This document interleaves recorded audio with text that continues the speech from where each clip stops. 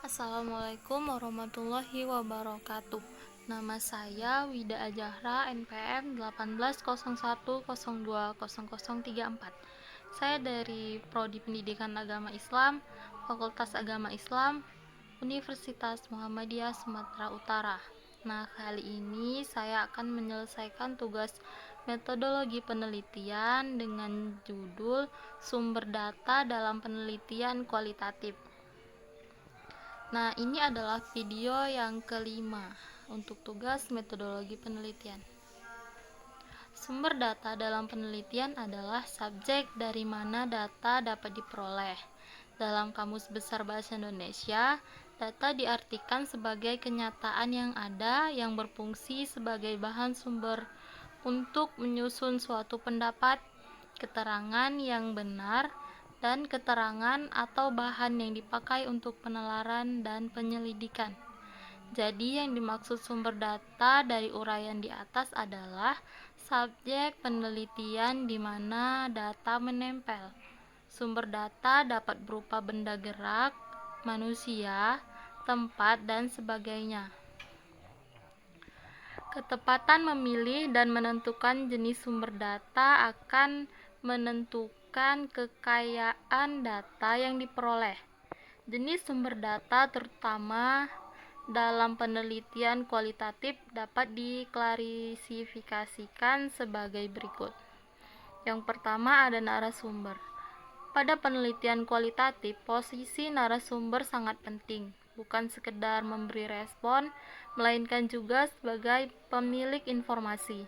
Oleh karena itu, ia disebut informan atau orang yang memberikan informasi, sumber informasi, dan sumber data, atau disebut juga subjek yang diteliti. Yang kedua ada peristiwa atau aktivitas. Data atau informasi juga dapat diperoleh melalui pengamatan terhadap peristiwa atau aktivitas yang berkaitan dengan permasalahan penelitian. Dari peristiwa atau kejadian ini, peneliti bisa mengetahui proses bagaimana sesuatu terjadi secara lebih pasti karena menyaksikan sendiri secara langsung. Dengan mengamati sebuah peristiwa atau aktivitas, peneliti dapat melakukan cross-check terhadap informasi verbal yang diberikan oleh subjek yang diteliti. Yang ketiga ada tempat atau lokasi. Tempat atau lokasi yang berkaitan dengan sasaran atau permasalahan penelitian juga merupakan salah satu jenis sumber data.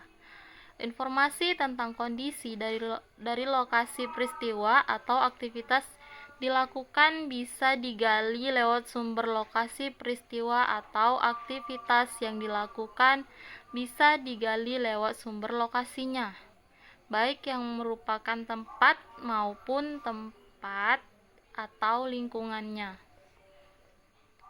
Yang keempat ada dokumen atau arsip.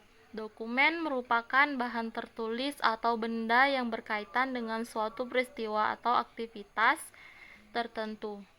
Ia bisa merupakan rekaman atau dokumen tertulis seperti arsip, database, surat-surat, rekaman, gambar, benda-benda peninggalan yang berkaitan dengan suatu peristiwa.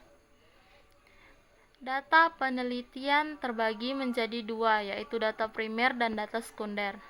Data primer adalah data yang diperoleh peneliti secara langsung dari tangan pertama.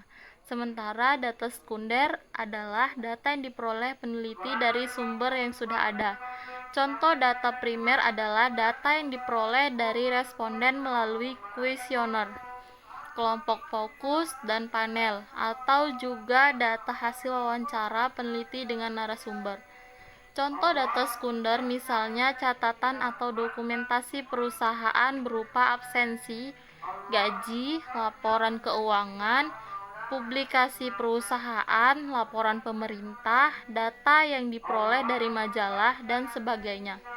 Sekian yang dapat saya sampaikan, kurang dan lebih saya mohon maaf. Saya akhiri dengan wassalamualaikum warahmatullahi wabarakatuh.